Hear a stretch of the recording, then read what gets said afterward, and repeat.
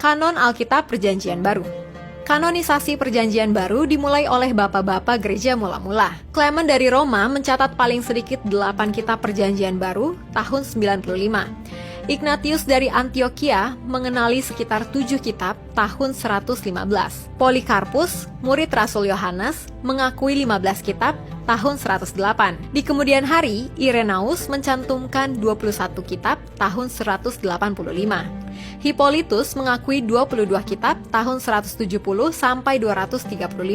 Tahun 367, Uskup Alexandria Athanasius menyusun daftar Alkitab Perjanjian Baru dengan jumlah 27 kitab yang kita kenal sebagai kitab-kitab Perjanjian Baru dalam Alkitab. Konsili Laodikea menjelaskan bahwa hanya Perjanjian Lama bersama dengan Apokripa dan 27 kitab-kitab Perjanjian Baru yang dibaca di gereja-gereja. Konsili Hippo tahun 393 dan Konsili Kartage tahun 397 juga meneguhkan ke-27 kitab yang sama sebagai kitab-kitab yang memiliki otoritas.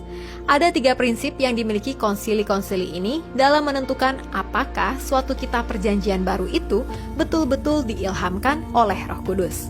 Pertama, apakah penulisnya adalah seorang rasul atau memiliki hubungan dekat dengan seorang rasul? Kedua, apakah kitab itu diterima secara umum oleh tubuh Kristus? Dan ketiga, apakah kitab itu mengandung ajaran moral yang tinggi dan nilai-nilai rohani yang mencerminkan pekerjaan Roh Kudus? Rentang waktu penulisan kitab-kitab yang kita kenal dalam Alkitab kita saat ini memakan waktu sekitar 1.500 tahun dari tahun 1.400 sebelum Masehi sampai 100 Masehi.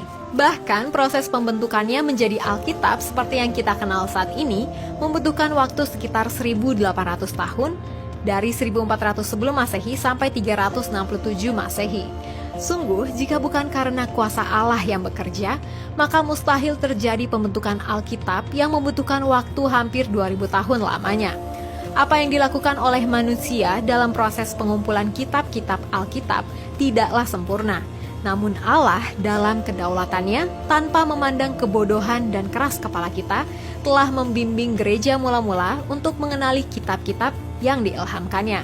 Dan yang paling menakjubkan, meski proses penulisan seluruh Alkitab terbentang dalam ribuan tahun, namun jika kita membaca secara teliti keseluruhan Alkitab, terlihat sangat jelas tentang kisah kasih Allah kepada manusia yang saling bertautan dari satu kitab ke kitab lainnya.